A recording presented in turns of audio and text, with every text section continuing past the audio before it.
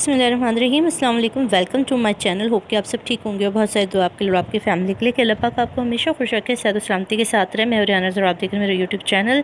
अच्छा जी, एमएलओ को लेके आज हाई कोर्ट में एक बहुत अहम हेयरिंग थी, जिसका होना या ना होना मुलतवी हो गई। किस रीज़न के तहत मुलतवी की गई, जिब्रान नासिर साहब भी मौजूद थे और क्या कुछ हुआ, ये सारी की सारी तफसील आपको हमारे दो बहुत सीनियर रिपोर्टर मुमताज़ जमाली और शाहिद हुसैन साहब दे रहे हैं। तो चलें चल के सुनते हैं। कमसन बच्ची के मुबैना अगवा केस में जो सेशन अदालत ने एमएलओ कराने का हुक्म दिया था, उस अदालती हुक्म को रुकवाने के लिए जो दरख्वास्त दायर की गई थी और हुक्म इम्तना लिया गया था, उस पर आज समाअत हुई। साथ ही साथ चालान की मंजूरी से मुतल्लिक मंजूरी के खिलाफ भी दरख्वास्त पर समाअत हुई, यानी आज 2 दरख्वास्तों पर समाअत हुई। लेकिन आज भी अदालत ने इस केस में बगैर किसी कार्रवाई के समाअत जो है दोनों दरख्वास्तों की 27 अक्टूबर तक जो है सितंबर तक मुलतवी कर दी है। अब 27 सितंबर तक क्या होगा, कौन सी वजूहात हैं जिनकी बिना पर जो है ये दरख्वास्त मुलतवी कर दी है। शाहिद हुसैन कमरा अदालत में मौजूद थे, सीनियर कोर्ट रिपोर्टर भी हैं, उनसे जानेंगे।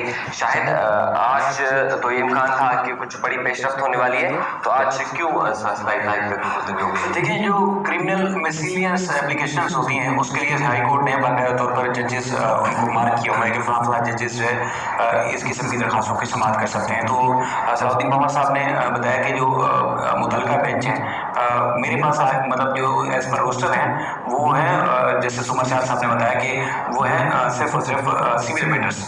लेकिन जो इस नोयत के जो केसेस हैं, जो ये वाला केस है, वो है जस्टिस अगर सुन सकते हैं, जस्टिस सलाउद्दीन उमर हैं, जस्टिस आफ्ताब गोरर साहब या जस्टिस अरशद हुसैन साहब, वो अदालत सुनती हैं।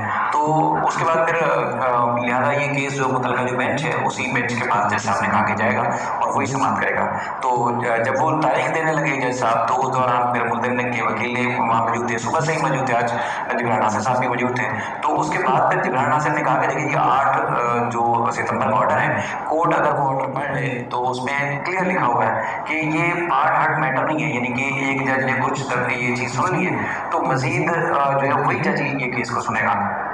मतलब ये दूसरे जज भी इसकी केस की दलाल सुनने के बाद फैसला कर सकता है। तो लिहाजा इस केस को चलाया जाए और सुना जाए। और वैसे भी तकरीबन एक अरसे से मुलजमान ने हुक्म इम्तना लिया हुआ है, जो आपको पता है कि ट्रायल कोर्ट ने ऑर्डर दिया था एमएलओ का, और एमएलओ की दरखास्त एमएलओ को रुकवाने के लिए मुलजम की तरफ से जो दरखास्त दायर की गई थी वो ये था कि उस पर अदालत ने हाई कोर्ट ने हुक्म इम्तना जारी कर दिया था। आपको पता है कि 10 बजे का टाइम मुकर्रर था एमएलओ का, और उससे पहले जो है वो हाई कोर्ट ने ये उसमें जो है वो स्टे जारी कर दिया था, और उसके बाद फिर वंशज के ऊपर अदालत का हुक्मनामा दिया और ये सारा मामला हो गया।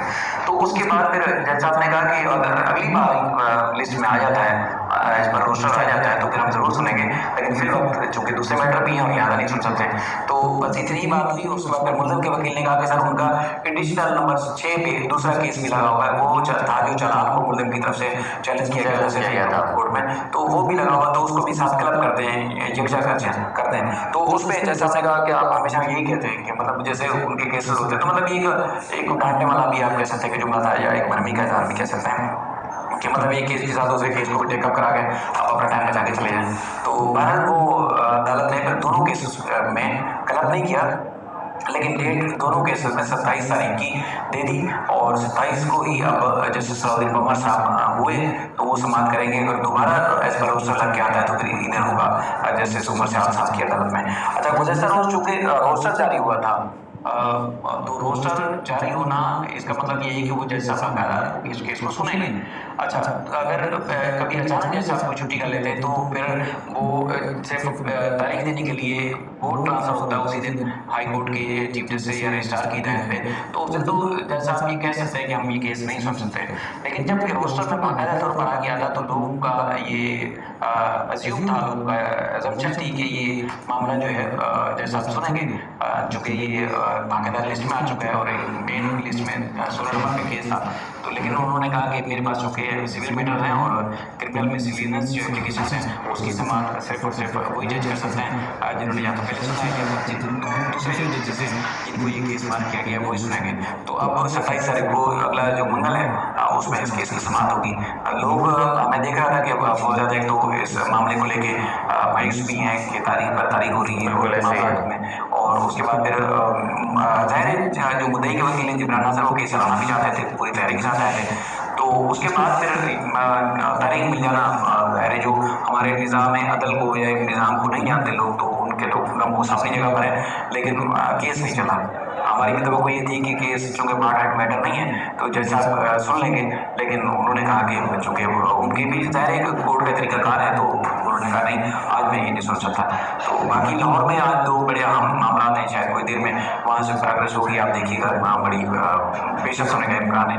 जो जब बच्ची वहाँ से कराची मुंतकिल हुई थी तो बच्ची की गैर मौजूदगी में कुछ सूट फाइल किए गए थे, कुछ केसेस दायर किए गए थे। उस मामले में आज जो मुद्दई मेहदी काज़मी साहब है, उनकी सीनियर वकला की टीम वहाँ मौजूद है और वहाँ लाहौर की जो सेशन अदालत है वहाँ समात होगी, कुछ देर में मजीद पेशकश सामने आ सकती है। ठीक है, बहुत शुक्रिया शाहिद। अब इस केस